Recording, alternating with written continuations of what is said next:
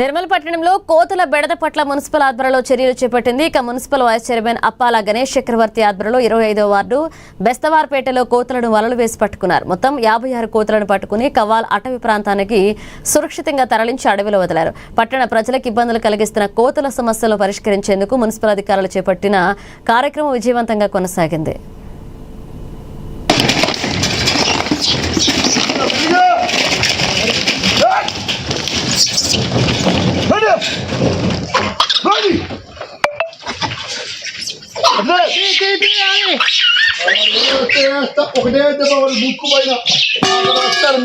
బాబాయ్ తలకాయ పైన పడిపోతాయి.